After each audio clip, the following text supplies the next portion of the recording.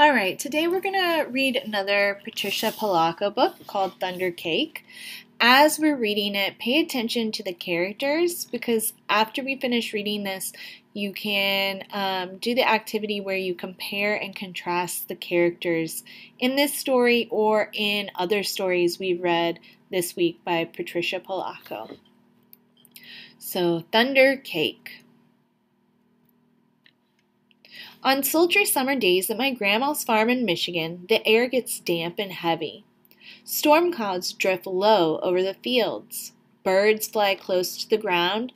The clouds glow for an instant with sharp, crackling light, and then a roaring, low, tumbling sound of thunder makes the windows shudder in their panes. The sound used to scare me when I was little. I loved to go to Grandma's house. Babushka, as I used to call my grandma, had come from Russia years before. But I feared Michigan's summer storms. I feared the sound of thunder more than anything. I always hid under the bed when the storm moved near the farmhouse. This is the story of how my grandma, my babushka, helped me overcome my fear of thunderstorms. Grandma looked at the horizon, drew a deep breath, and said, "This is Thunder Cake. Baking weather. All right. Looks like a storm coming to me." "Child, you come out from under that bed. It's only thunder you're hearing," my grandma said.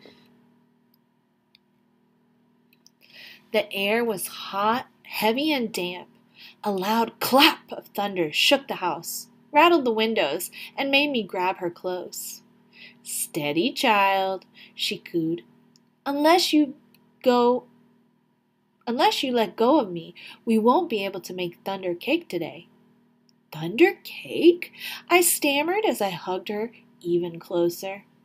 "Don't pay attention to that old thunder except to see how close the storm is getting. When you see the lightning, start counting, real slow. When you hear the thunder, stop counting. That number is how many miles away the storm is. Understand?" she asked. "We need to know how far away the storm is so we have time to make the cake and get it in the oven before the storm comes, or it won't be real thunder cake." Her eyes surveyed the black clouds away off in the distance. Then she strode into the kitchen. Her worn hands pulled a thick book from the shelf above the wood stove.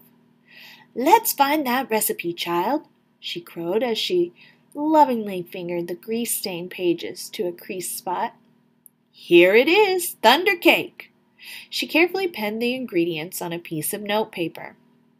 "Now let's gather all the things we'll need," she exclaimed as she scurried toward the back door. We were by the barn door when a huge bolt of lightning flashed. I started counting like Grandma told me to.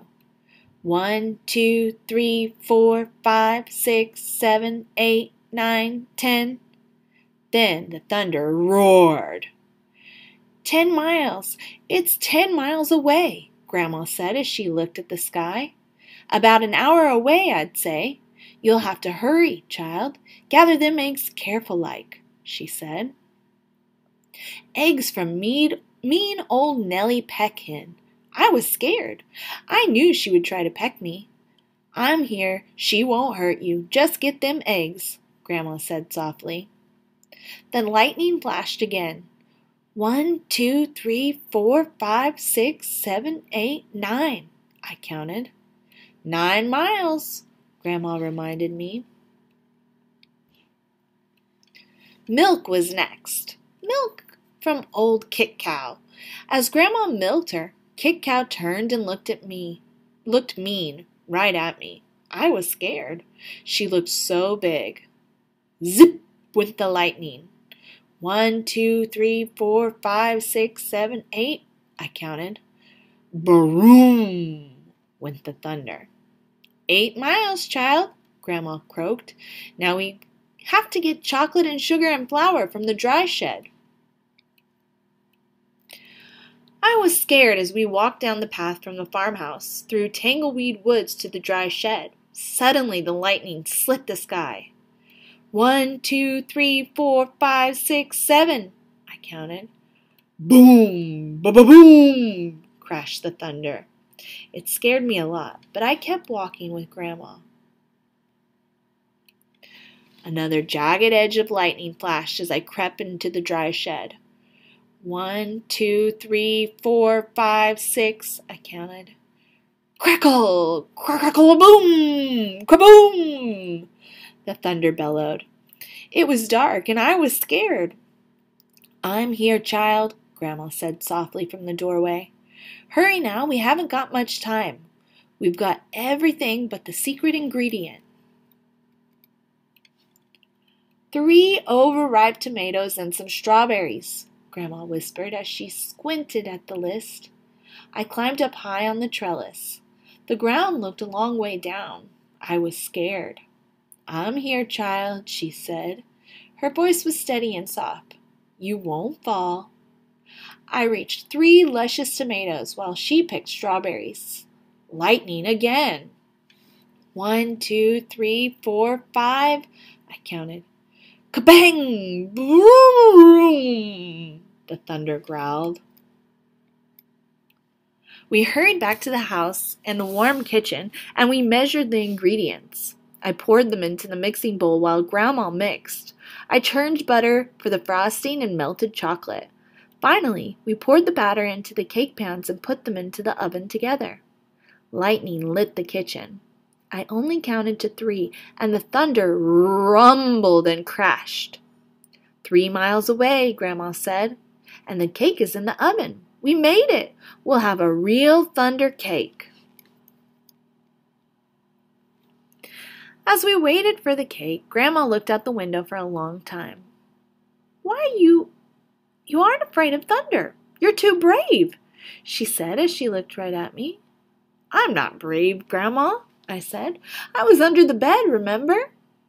But you got out from under it, she answered. And you got eggs from mean old Nellie Peckin, and you got milk from old Kick Cow. You went through Tangleweed Woods to the dry shed. You climbed the trellis in the barnyard. From where I sit, only a very brave person could have done all them things. I thought and thought as the storm rumbled closer. She was right. I was brave. Brave people can't be afraid of a sound, child, she said, as we spread out the tablecloth and set the table.